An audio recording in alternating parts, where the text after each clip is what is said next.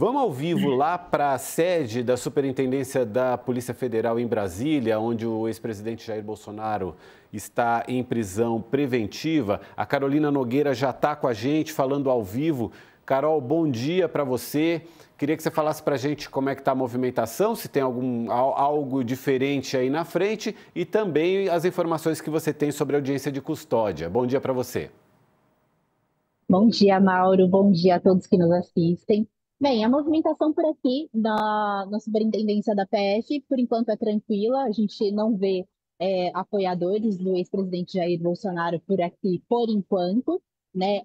Só antes de falar da audiência de custódia, o ministro Alexandre de Moraes acabou de autorizar agora a visita da ex-primeira-dama Michele Bolsonaro e dos filhos. Ontem a defesa pediu, né, essa autorização para que eles pudessem visitá-lo aqui na Superintendência da PF e ele acabou de autorizar essa visita. Então, a gente tem uma expectativa também de recebê-los aqui hoje, de encontrá-los aqui visitando o ex-presidente Jair Bolsonaro, que ao meio-dia deve passar por essa audiência de custódia, que é um procedimento padrão, digamos assim, de quando há uma prisão preventiva, para que possa ser avaliado a legalidade da prisão e as condições físicas do preso. Né, isso vai ser uma audiência de custódia por videoconferência, né, do ex-presidente Jair Bolsonaro, os advogados dele e um juiz que vai acompanhar todo esse processo. Também vai ter a chance de ouvi-lo sobre o que aconteceu com a tornozeleira. Na segunda-feira, o ministro Flávio Dino marcou uma sessão extraordinária da primeira turma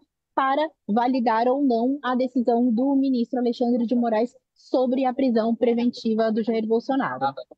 Então tá aí a informação importante que a Carol nos traz da autorização do ministro Alexandre de Moraes para que a esposa de Jair Bolsonaro, Michele Bolsonaro, e também os filhos dele possam visitá-lo lá na superintendência. Então, é provável, Carol, fica de olho aí, qualquer coisa você volta aqui com a gente e nos conta se eles aparecerem por aí, se decidirem falar e, claro, vão ter também a presença dos advogados de Bolsonaro que devem chegar para a audiência de custódia. Carol, obrigado por nos ajudar. Qualquer coisa, você toca o sino aí que você entra ao vivo a qualquer momento aqui. Obrigado, viu?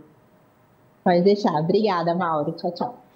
E, professor, para a gente só também deixar muito claro para quem nos assiste, quer entender as questões jurídicas, a gente está falando de uma prisão preventiva, a gente não está falando do cumprimento da pena a qual Jair Bolsonaro foi condenado, aquela pena de 27 anos e 3 meses.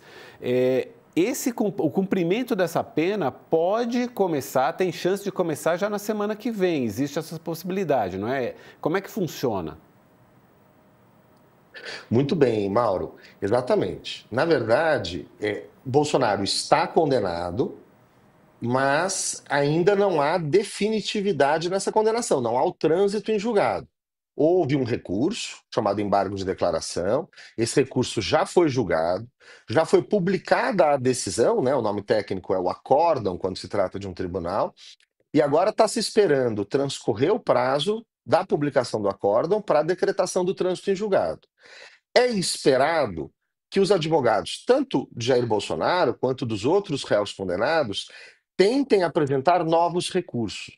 Mas a jurisprudência do Supremo Tribunal Federal e a legislação processual penal são claros em dizer que agora não cabe outro recurso. Portanto, quando apresentados eventuais novos recursos, é de se esperar que o ministro relator, o ministro Alexandre, desconsidere, dê uma decisão dizendo que aqueles recursos não são cabíveis e certifique o trânsito em julgado, mandando formalmente lançar o nome dos réus no rol de culpados, é um termo técnico do direito processual penal, e iniciar a execução da pena.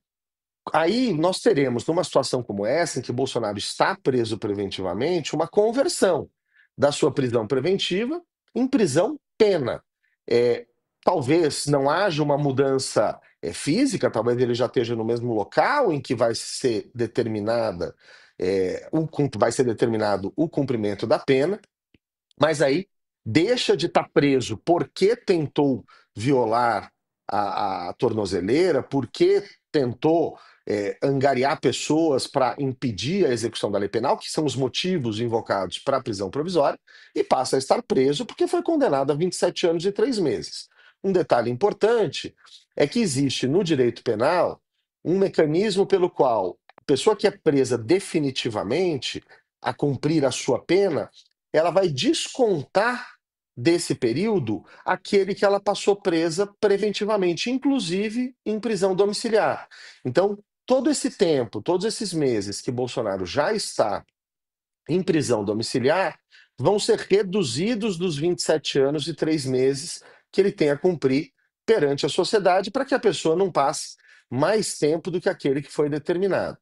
Também, a partir do momento em que se tornar definitiva a condenação e, portanto, o cumprimento da pena, a família de Bolsonaro, a sua cônjuge, sua esposa, passa a ter direito a pedir o auxílio reclusão, caso preencha os requisitos de renda e de contribuição ao INSS, e também filhos maiores de 21 anos, se comprovada alguma deficiência.